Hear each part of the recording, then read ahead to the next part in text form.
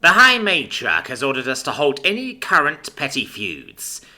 And yes, that means the outsider, as much as I loathe to say it. For now, anyway. Isadora continued, as she addressed the seated nobles, officers, and enforcers of House Malkar. Spartawl knew he should feel uncomfortable, on being one of the only non-drow present, as he did during his first meeting with the leadership. But he somehow felt a slight sense of belonging on seeing the approving looks some others around the table gave him, as they all took their places. On Soren's insistence, he sat next to the suave Slayer, opposite Cravel, who could not help but sneak looks in the mirror while Isadora was addressing them all. Spartawl guessed he should probably be flattered by that. We must also take advantage of this chaos, Isadora concluded. The High Matrons have demanded displays of strength for the houses, and we will be no exception. The defeat of Devil's Daughter by our beloved Sigillus is already an acceptable display, but I want to demonstrate our superiority over all. I have a target in mind, and we will strike soon once the timing is right.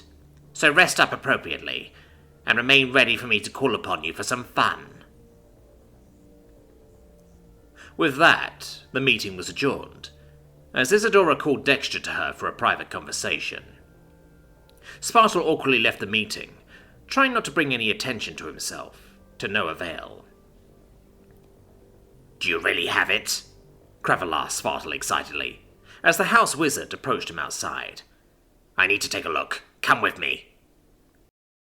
Of course. Spartawl smiled politely at the sorcerer. I was going to ask for your expertise anyway once the meeting was adjourned and we had a moment. Cravel led Spartawl to the Arcanum, with Soren following close behind with idle interest. The magical chambers and facilities were the best Spartawl had ever seen by far, and whenever he got the quiet opportunity to do so, he often browsed the many rare tomes and tested theoretical spells. Often he had done so alone, as Sparty was nervous to socialize with the other spellcasters, often taking tomes and scrolls to her meditation chamber instead, and Spartawl himself preferred a quieter environment to conduct his craft. In the first few days, the prickly Cravel had not taken kindly to the two Nira being brought into the fold, the house wizards seeing it as a personal slight. However, he at least developed a healthy respect for Spartawl over the past week, and no longer saw Sparty as a threat due to her being a non-combatant. Indeed, after several theatrical displays to maintain face among the rest of the family, he had concluded that their hiring had been an excellent choice by Isadora, praising her efforts in hiring spellcasters with differing skill sets than the rest of the house, while maintaining that his prowess as house wizard clearly made him superior. Glad to see you two finally getting along, Soren purred, as he leaned against the wall of the main Arcanum Hall with a smile. Maybe you two should spend the night. It will do you both some good. Merely growing pains, Cravel snarled back in the mocking Soren. This Nira at least has proven his worth, and together we shall unlock the secrets of Devil's Daughter's staff. I think I'll watch you two have fun, Soren grinned. I've always wanted to get a shot at Devil's Daughter myself. Perhaps you can give me some insight. The kill wasn't confirmed, and if she's alive, she will definitely be coming after our dear friend for a rematch. As you wish, Cravel growled. You! He snapped to one of the slave girls in attendance. Bring us 2 bottles of Zafra wine, and 3 of the fine crystal glasses. If you don't do so quickly...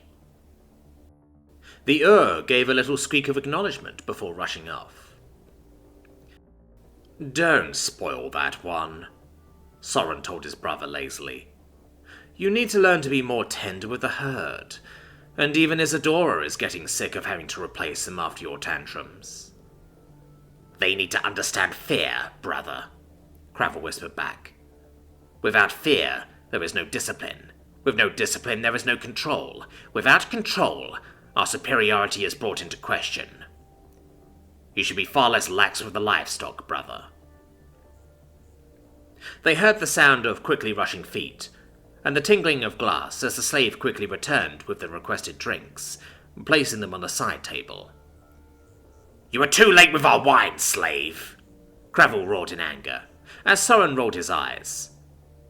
The house wizard took a menacing step towards the slave, before Spartawolf thrust an arm out, summoning the staff of Devil's Daughter right in front of the sorcerer, before he could harm the slave. "Shall we begin?" Svartal asked Cravel innocently, as Caro appeared on his shoulder to stare the startled drow down while Soren stifled a laugh. "Let's," Cravel nodded in agreement, refusing to show fear or acknowledge the display from the nearer, as Soren poured the wine. "Heavy igneous rock influences," Cravel muttered to himself. "Similar to Isadora's staff, but a different composition.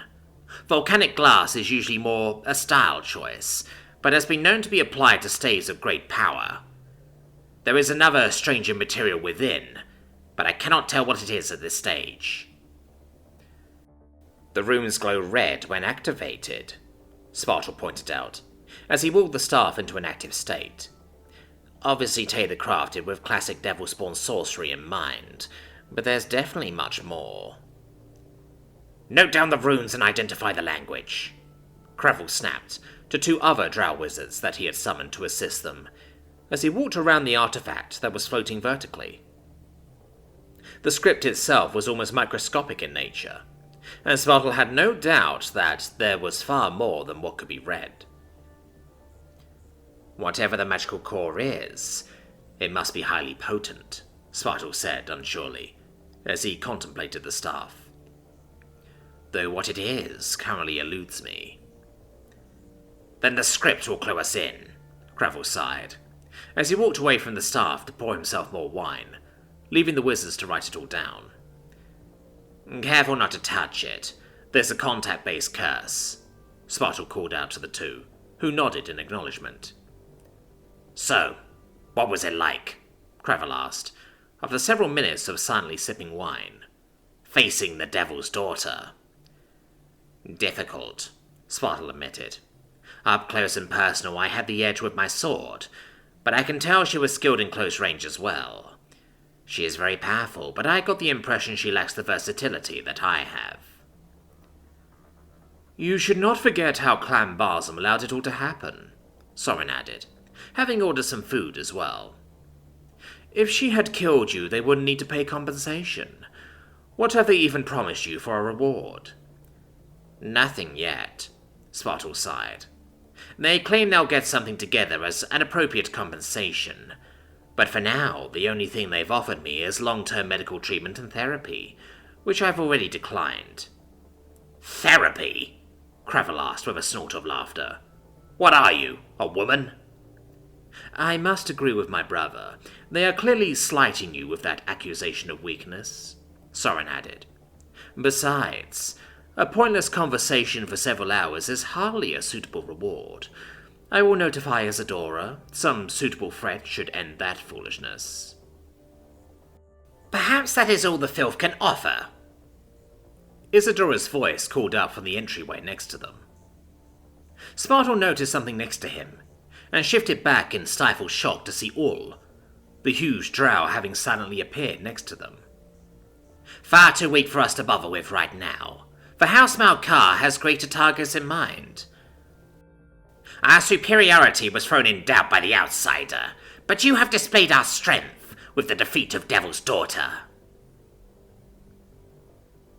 A movement to the side alerted Spartal, as All brought its thick, muscle-bound arm out for a handshake, which Spartal took, trying not to show his fear, gripping All's wrist, as the huge drow did the same to his. "Well done," the drow said, simply, with a proud look. "Holy shit!" Scifi exclaimed. "I had no idea," Chio gasped. "Huh," Jack commented. "Cool," Nika grinned. "What?" The others rounded on the Kizzen. "What?" The Kizzen shrugged her shoulders with a grin. That means Alora's probably got some good real estate hidden away somewhere. Maybe even a holiday home. Jack gave a little snort of amusement, realizing that Nika was just trying to cheer Alora up. And indeed, the Eladri smiled softly at her antics. "So how do we break this curse?" Scifi asked. "You said you could do it." "It's a form of long-distance link that can be broken a multitude of ways," Tshirt pointed out. "We learned about these types of bonds in class. They're often used by basic practitioners to remain connected with their families. I would recommend a ritual of some kind, but I assume Alora has a plan?" "You would be correct," Alora smiled. "It will involve a ritual to break the curse, but if I can learn and discern the full nature of the spell as well without my family knowing, it will grant me an advantage in dealing with them when they inevitably respond." "Will we need to move out?" Nika questioned. "This place does belong to your family, after all."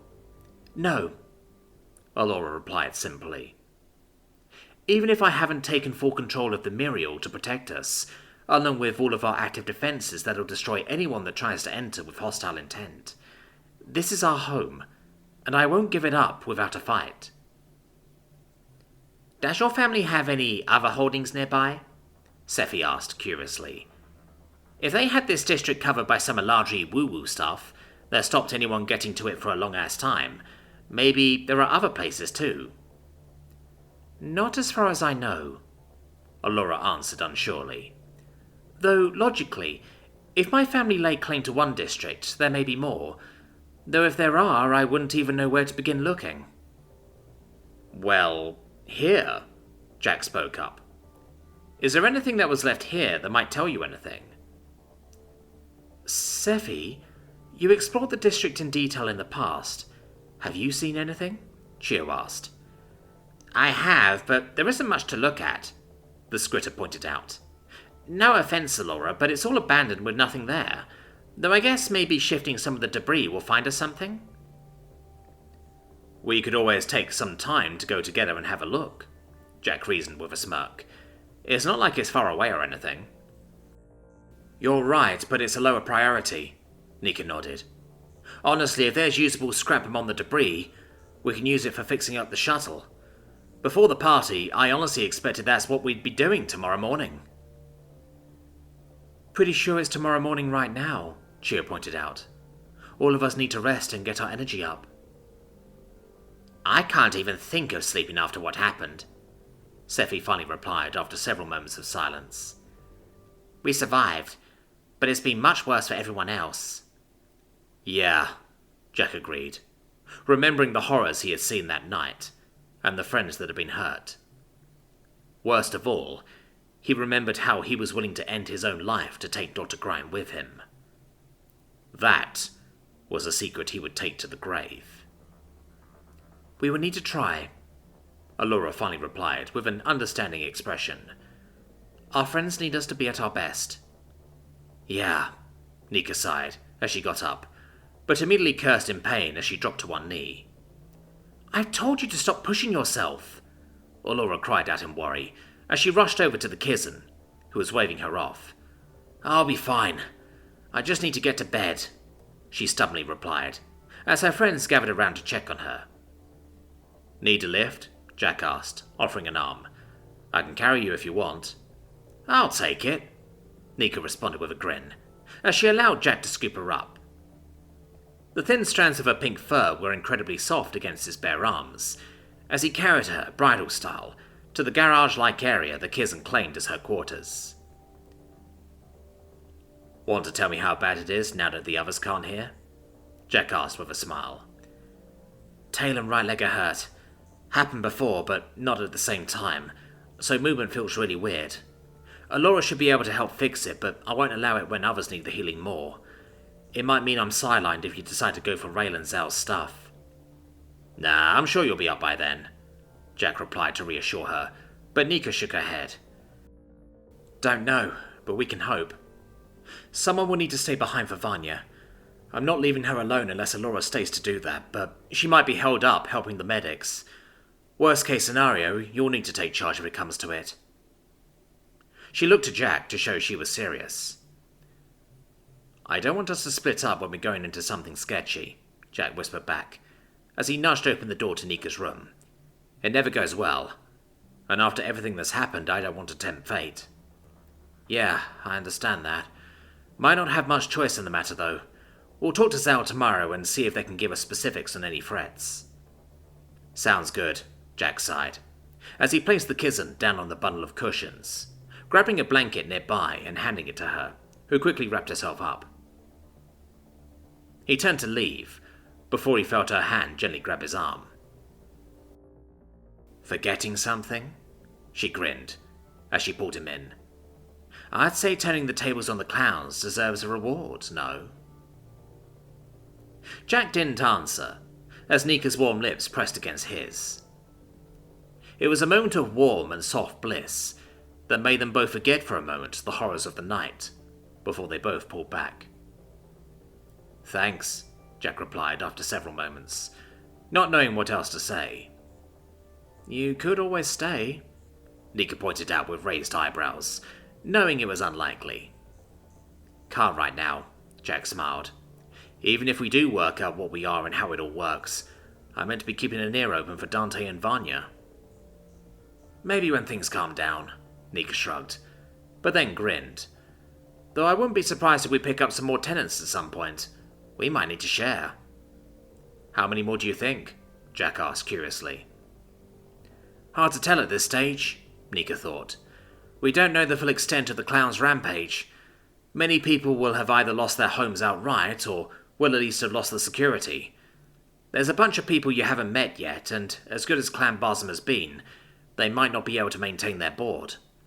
We're more fortified than most, so we'll probably need to prepare for something. It's Alora's call, though, but it might be worth buying supplies just in case, especially with a bunch of currencies losing value." "Something to sleep on," Jack reasoned, as he gave out a yawn. "Though I have no idea if I can." "Same," Nika admitted. "I left a pot of the good stuff in the kitchen. That'll wake us up for real in the morning." "Well, I'll see you then," Jack sighed. "Good night." "Night." Emerging from Nika's room, Jack slowly walked back to the living room, his muscles aching badly as the pain and injuries flared up like a wave, the last of his adrenaline for the night completely gone. "Can you take me up to my room like with Nika?" Scifi called him with a grin, as the other two giggled at the Scritter's tomfoolery. "Maybe next time," Jack smiled, as he leaned against the wall before his expression sobered up. "Unless you guys are too hurt?" "Nah, I am a little bit sore, but I should be alright," Scifi sighed, as she started making her way down the corridor to her room. "I'm completely drained of power. I'll meditate and alert you if I detect anything," Chio added, as she floated down to the basement. "Thanks, Chio." Both Jack and Alora simultaneously called out after the Alithi, as they made their way upstairs to their rooms, careful to keep their voices down in order to not wake Dante or Vanya, even though it was unlikely that either of them would be affected. "So," Jack started with a grin, "a princess, huh?" "Oh, stop it," Alora sighed back. "I'm not sure how monarchies work where you're from, but there are many Eladri royal families in existence that have their own slices of the pizza, with the noble houses having their own smaller pieces within that slice, or externally as petty rulers." "I think you're using the expression wrong," Jack pointed out. "Slice of the pie." "It's close enough and you know what I mean," Alora retorted. "I blame you and your strange outsider expressions." "So there are multiple royal families, but you mentioned the throne of your people," Jack asked curiously. "How does that work?" "Because at the top there is the position of High Monarch," Alora answered. "However, it hasn't been held in my lifetime, and only in our ancient history. The High Council rules us in practice on a species and interstellar level when dealing with foreign powers. Externally, my people are quite powerful, so nobody messes with us, but internally we're heavily fractured and disunited, constantly caught in power plays and noble warfare." "Sounds like a lot of corruption," Jack pointed out. But if you have a claim for the seat of High Monarch, why haven't I gone for it? Allura asked with a sad smile. Because candidates in the past have been murdered before they build up their power and get the chance to seize Praxis. Do you really think the High Council wants anyone getting on the throne? So, how... Jack began, trying to approach the subject delicately. How have I survived? Allura shrugged. I kept it hidden, and didn't tell anyone I got marked by the Mother Tree, and I accepted exile as soon as I got the opportunity. I wasn't going to do anything at that age, and I still don't know if I want to. Who would back me? I would, Jack smiled weakly, as he patted Allura on the shoulder. Maybe we can work on our battle plans tomorrow morning, he joked. Maybe, Allura giggled.